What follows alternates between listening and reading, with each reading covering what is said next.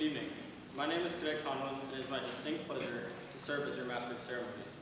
On behalf of Colonel Kimberly Ramos, Detachment 157 Commander, we want to thank everyone for attending today's ceremony.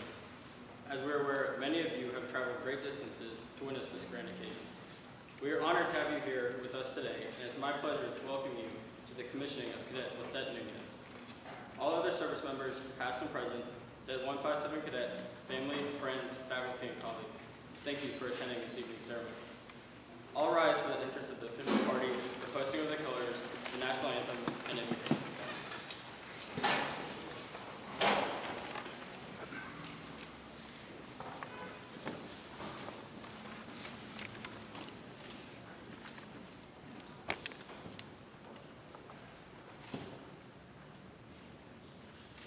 Please remain standing for the posting of the colors of the Detachment 157 color guard.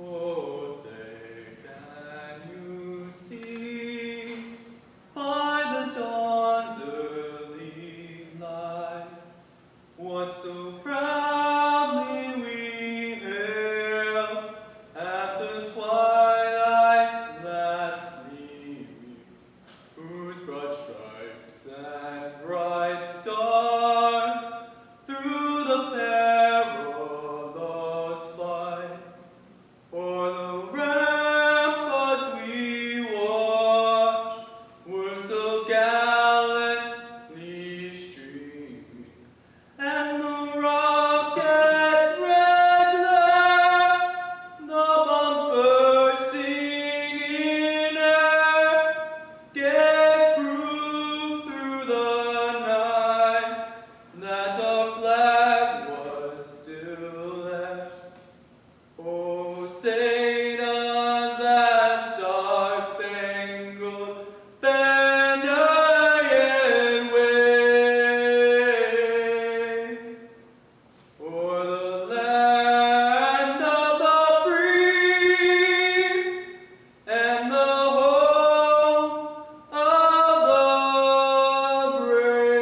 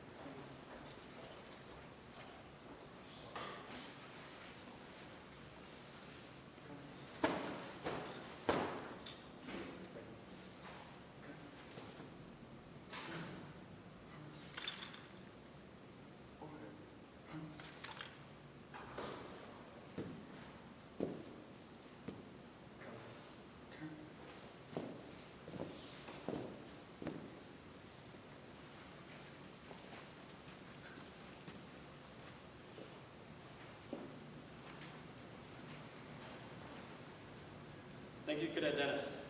Please remain standing for the invocation provided by Phil Bellamy, Detachment 157 Honorary Commander. Would you pray with me? Father, thank you for this night to celebrate Lisette, her commission. God, it's a crazy world, and I'm just grateful that someone like her is going to go into the service, serve our country, defend us. God, indirectly defend those in alliance with us. I think it takes a leader like her. I'm so grateful. What a privilege it's been to be a part of her life. I know so many of us in this room to watch her grow, character and leadership. Pray that you continue to grow her in those things. What a great friend. Just as we consider her journey to get her here. Would you continue to protect her as she now goes to protect us? In your name I pray. Please be seated. Thank you, Mr. Bellamy. I would now like to introduce Second Lieutenant Sean Laughlin. Lieutenant Laughlin is a recent graduate from our class and will be speaking on behalf of Lisette's family.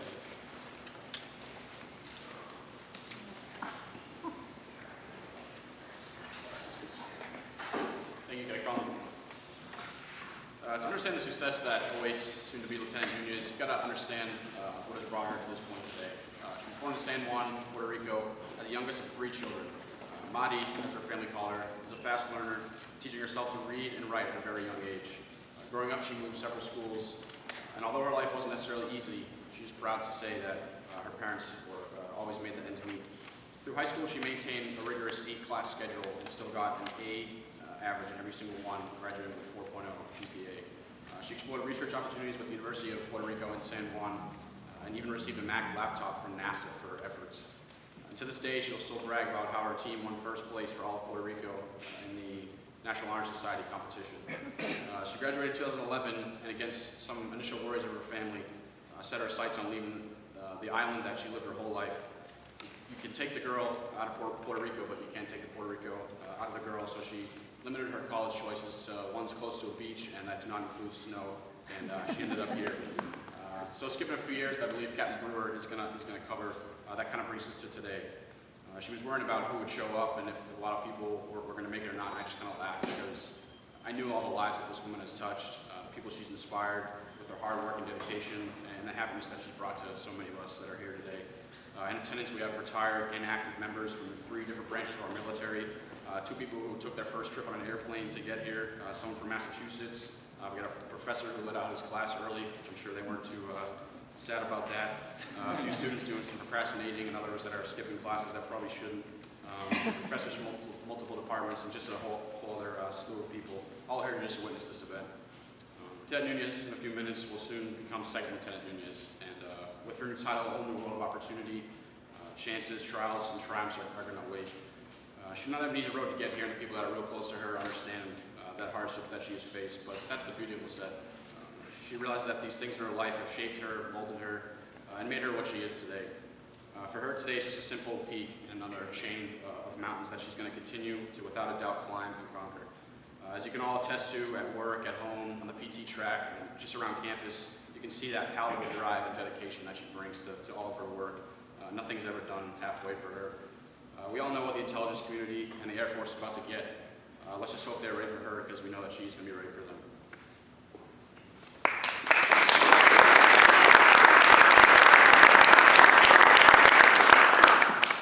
Thank you, Lieutenant Laughlin. And now I'm honored to introduce Cadet Nunez's commissioning officer, Captain David Brewer. Captain Brewer was selected by Cadet Nunez for his selfless efforts to go above and beyond to help and support her throughout her time here at Embry-Riddle. Because of his continual support and mentorship, Lisette has asked Captain Brewer to administer her oath of office and be the first to welcome her into the United States Air Force. Without further ado, Captain David Brewer.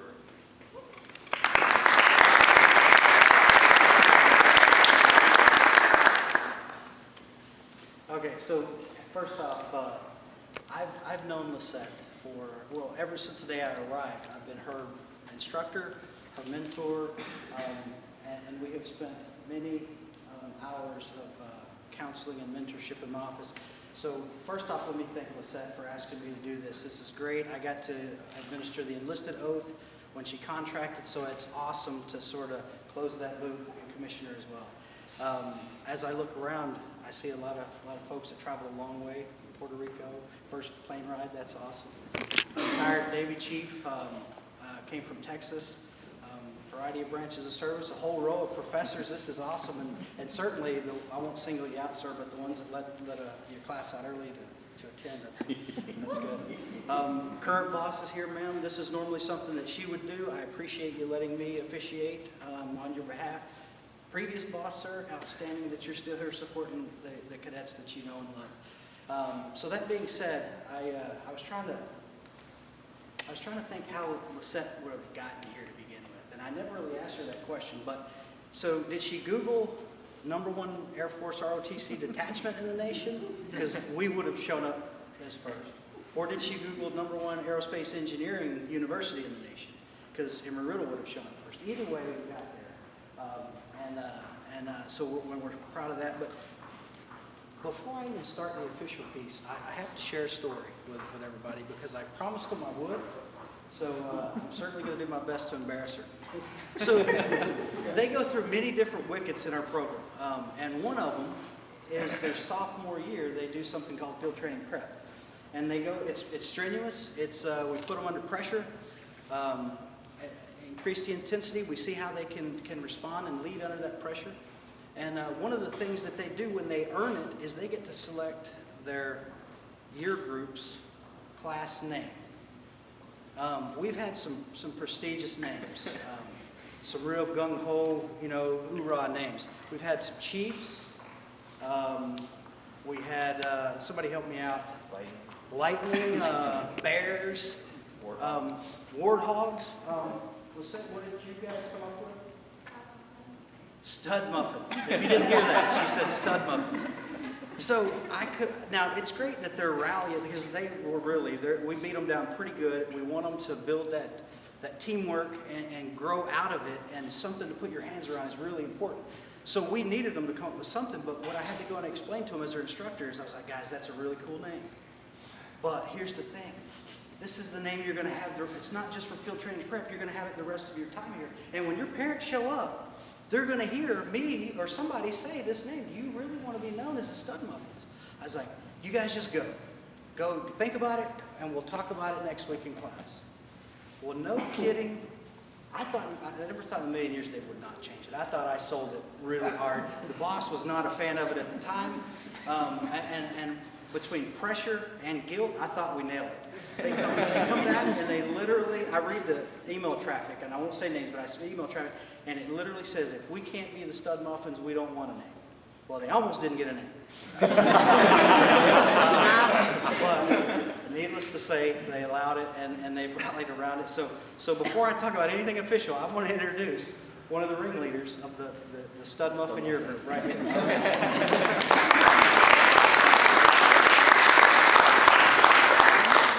And I love to tell the funny stuff. So I got with members of her class, and I said, hey, you guys need to feed me some stuff that I don't know.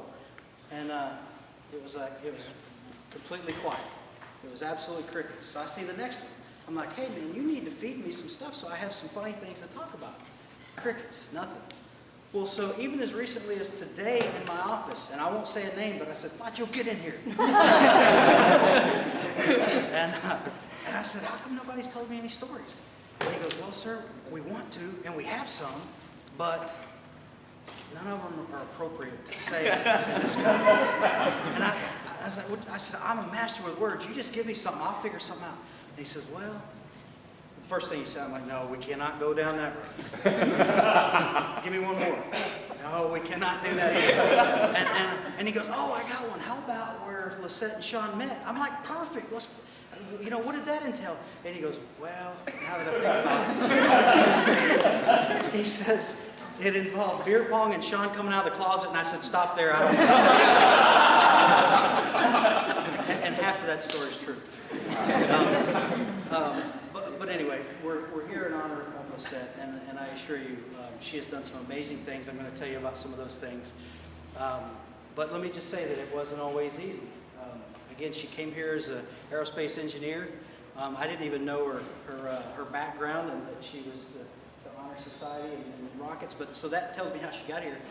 But let's just say it started pretty bad. You could almost call it a failure, if you will. First semester GPA was what?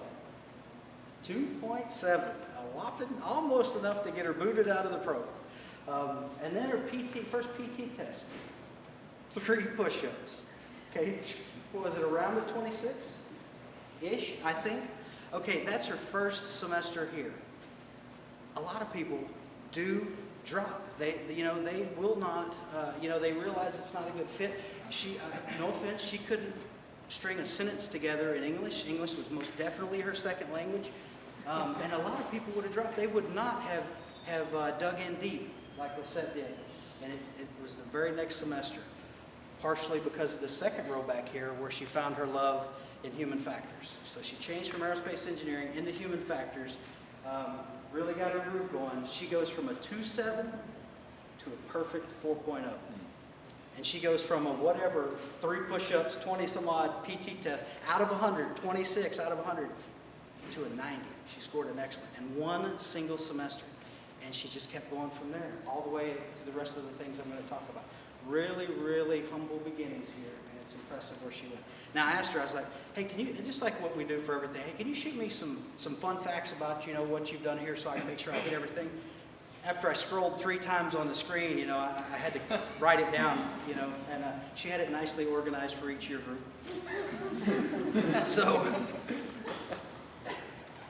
So I've pretty much covered the freshman year. Going into the sophomore year. Sophomore year, there's still underclassmen. They're still most definitely in the followership role. So what does a good follower do? She recognizes she's at an engineering school that's predominantly males. She recognizes that she's in the military program, predominantly males, and she's lacking female leadership. So what does she do as a follower that she's supposed to be? She creates an entire organization called FLY, Females Leading You. She was the founder of this, drummed up the first, but she was junior in the program. They didn't let her run it up right off the bat, but she certainly, she started this all because of a hole that she saw and she filled it. I mean, very, very impressive for a 200. Goes off to I can't forget the second piece here. Okay, so now if you speak Spanish as your primary language, just getting your feet, getting traction under you for your second language, English, what would you do next? Well, if you picked, you would sign up and get competitively selected for Project Go and go off and learn a third language. That's exactly what Lisette did. She was selected into a 2-year program. She learned Farsi and got to go a couple of summer tours, one in Jordan and one in Morocco. Again, where most people are goofing off over the summer, she's so focused, and that, again, a testament of everything she's done. Junior year, as she put on her chronological order, not a lot happened to junior year, but that couldn't be further from the truth. Because I happen to know a few things there. She comes back, that's when they're just starting these leadership positions, and she's selected to be a deputy flight commander. And while most people know her senior year, there's a variety of leadership positions that we hold. There's probably 100. She rose to one of the top 5. She was a mission support group commander. Again, to be a group commander and a corps of over 300, that speaks volumes for Lisette, who just a few years before that, again, make fun of her a little bit, couldn't string a sentence together, and now she's leading, that number of people, graduated with honors. And even at the end, and this is one of the many things that impresses me is most of the time the seniors kind of fade out just a little bit. They get to the end, they have their jobs, they have everything that they need out of ROTC. The boss can't give them any more recommendations, so they just sort of fizzle out a little bit. Well, even after she graduated, she still signed up for and went on an internship to Germany to, again, further everything that she's done to immerse herself in a different culture. I don't think she's claimed that language yet, but it won't be long. And just to give you, to end here, to give you a little bit of the scope of what she truly did in our program, is when she got here, again, this was my first year in the program, there were about 225 freshmen. And that's by design. It's to some extent, although that was a large crop. And the Air Force wants the biggest funnel at the top so that the best of the best come out the bottom. And I'll pick on the chief here. 225 start the program. How many do you think are going to commission and graduate and commission this year out of her class? He sold you short. 33. 33 people. That is unbelievable.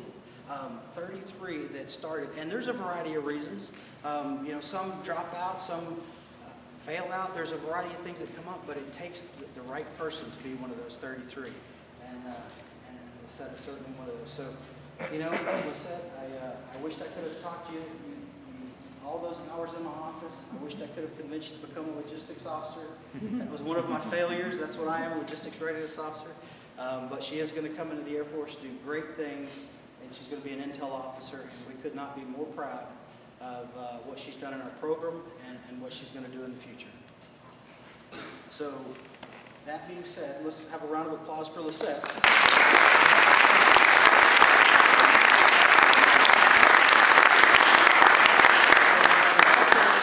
A tradition in the Air Force that we like to recognize greatness, excellence. And one of the ways that we do that is those that stand out. You've just heard all the ways that Lisette has stood out, but there's a key element here that I want to recognize, and it's that she never would have been here without a good father and a good mother. And we would not, as active duty cadre, as the professors in the second row, we would not have been able to produce what is sitting here if it hadn't started with you two. So I only happen to have one coin, but sir, I wanted to give this to you, and thank you for giving us such a great young lady, and for turning her over now to not only 4 years of ROTC, but now, you know, hopefully a career in the Air Force. Gracias.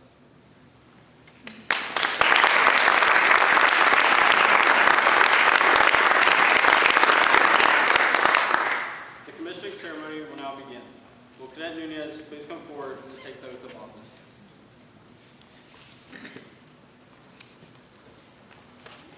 Military oaths date back to ancient Rome, where soldiers would pledge their loyalty to a specific general. Our founding fathers agreed upon the importance of having an oath and incorporating it into not only the military, but all government entities. Although the oath has evolved, the meaning of it has stood the test of time. The oath of office represents the sacrifice that these individuals will make as officers to defend the Constitution and uphold the core values, integrity first, service before self, and excellence in all we do. By taking this oath, Cadet Nunez is dedicating herself not only to the United States government, but also to the airmen and fellow officers she will be serving with. The freedom and safety of our nation lies with the individuals who freely take this oath. With this understanding, Captain Brewer will now administer the oath of office. Raise your right hand and repeat after me. I state your full name.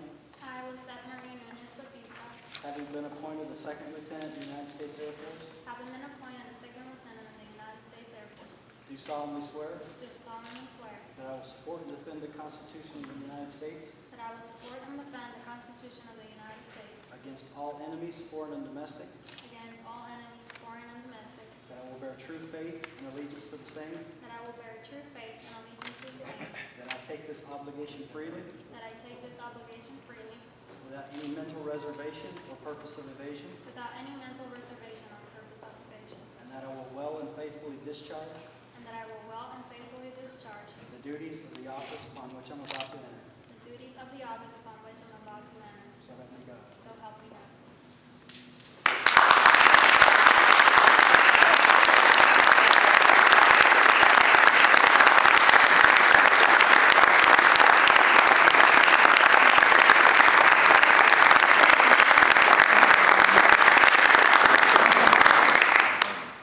And now Captain Brewer will present Lieutenant Nunez with her commissioning certificate.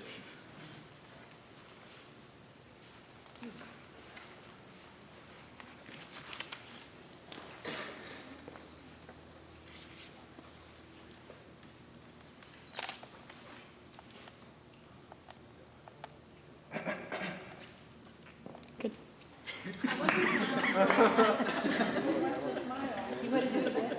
I forgot to smile.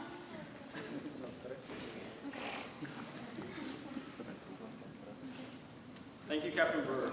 Lieutenant Nunez will have her gold bars pinned on by her mother, Lisette Batista, her father, Jose Nunez, and Chief Petty Officer Retired, Joey Rivera.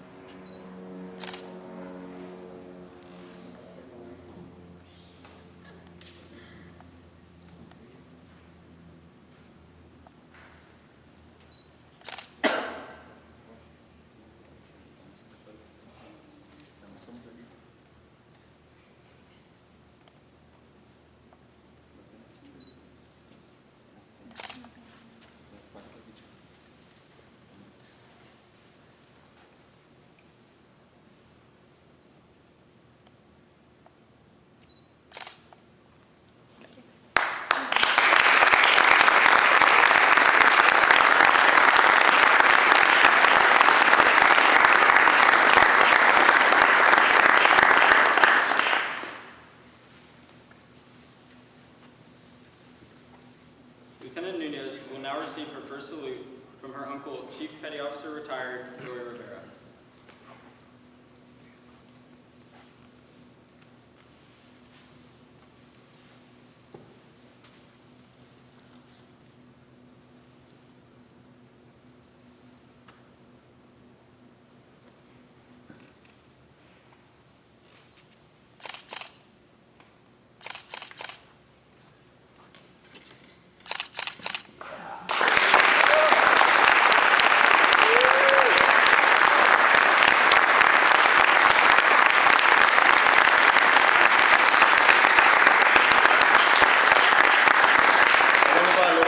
Off script here, just in case real quick. I received the coin, I really appreciate it.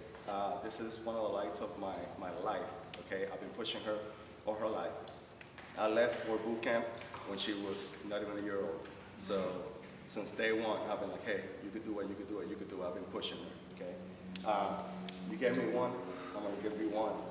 Navy Chief, it doesn't matter where in the world you are, you show somebody this coin and say, hey, get a hold of my uncle. I will show up. It doesn't matter if it's at the bottom of the ocean or in the sun. I will be there for you anytime, every day. Okay?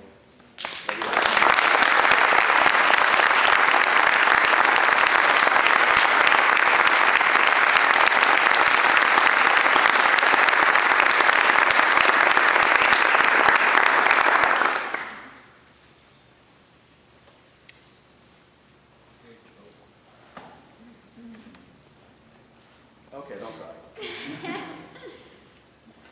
All right, I have a little speech.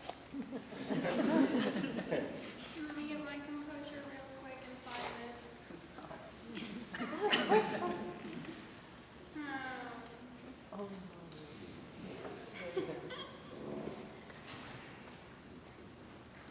All right, so, hi. Oh, I closed it. 1 second. So, VIPs, aka very important people, usually groups those individuals that share a common characteristic and think the group overall. Considering I like to consider myself a VNP, very normal person, I get to thank every single one of you, because I can. While I love and enjoy very short speeches, this might be the only chance I get to thank you all before transitioning into a new chapter. So I figure that no matter how long it takes me, I'm sorry. But I need to thank each and every person that made this day possible. First, my family. They have traveled all the way from Puerto Rico and Texas just to spend this hour with me. 4.5 years ago, as you all have learned, I told my family, hey folks, I'm leaving. So I packed my things up and I left with several goals in mind. And there was one person that always believed in me. She sat down with me and helped me apply to several universities and said, go on and live with your dreams. That person was my sister. My sister and her husband, and now my niece Valeria. Hey. She's a little serious today.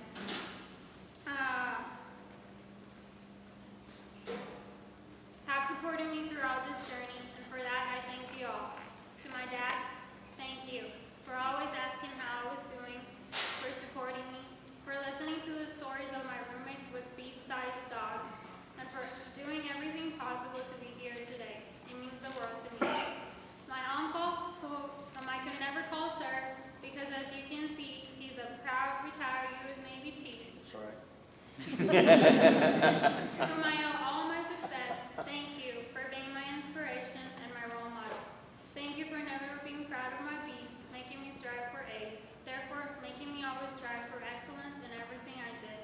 And last but not least, Mom. Ladies and gents, this woman has been my strength, my support, my cheerleader, and biggest fan. She has let me learn from my own mistakes, but most importantly, she has let me grow by letting me be a free spirit. I would also like to thank the Laughlins for their unconditional love and support and for treating me as one of their own. Next, I'd like to thank the university's faculty and staff. To my second family, Dr. E, Dr. Cortez, Diane Howard, Pedro, and Kim, for being the most amazing group of people I've ever met, for receiving me in the Applied Aviation Sciences Department as one of your own, for teaching me about leadership, responsibility, and happiness in the workplace,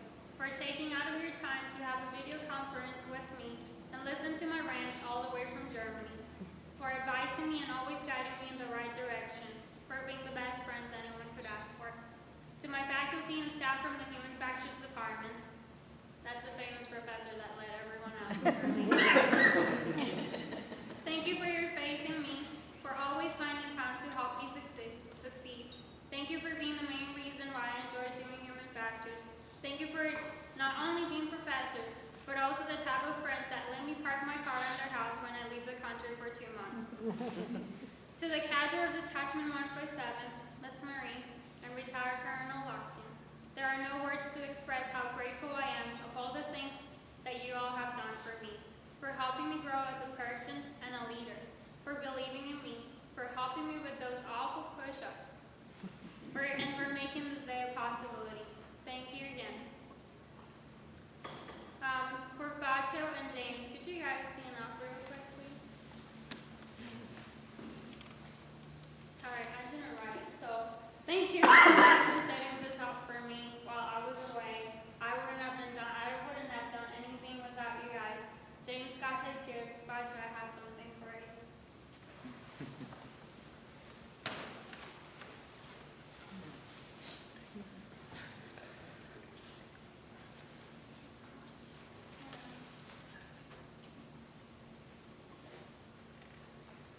Captain Brewer, could you stand up, please? Like James said before, I chose Captain Brewer for his selfless commitment to help and support me.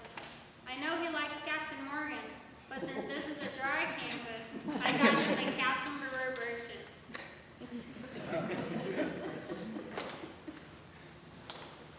Just so y'all understand, it says Captain Brewer.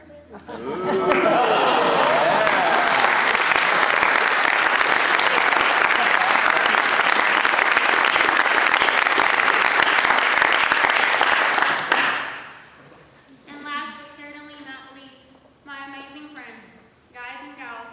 Without you, I would most certainly not be here.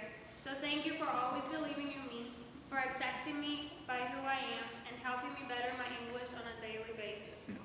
To the caballeros, thank you for all the rides to Orlando. So in summary, thank you all for making my experience in Amarillo one in a lifetime. God bless you all.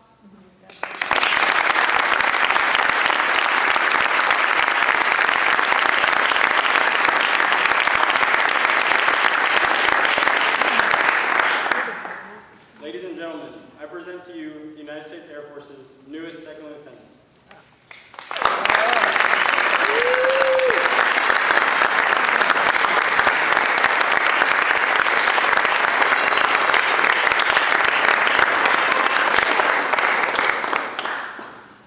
Ladies and gentlemen, the new second lieutenant forgot to give something else.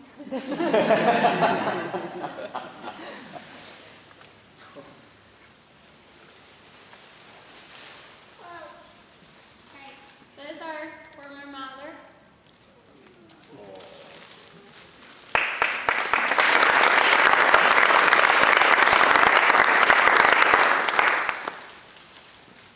For my second mother, Miss Marie.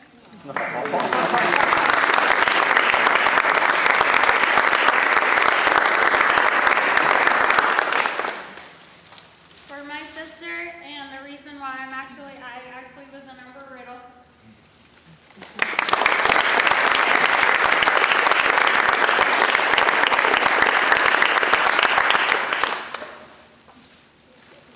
And these are for my third mother, Miss Kim.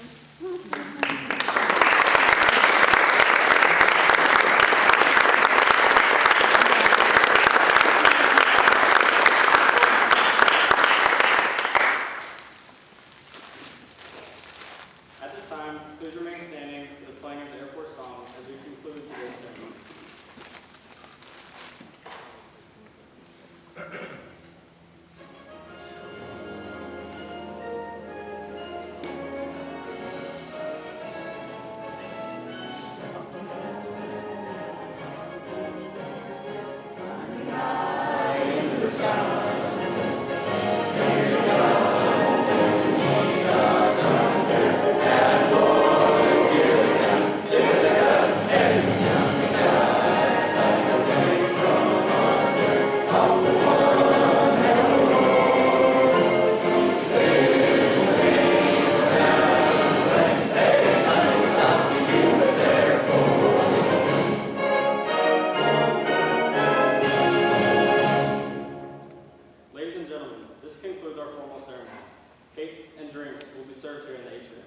We would like to thank you all for attending today's festivities and witnessing this monumental event.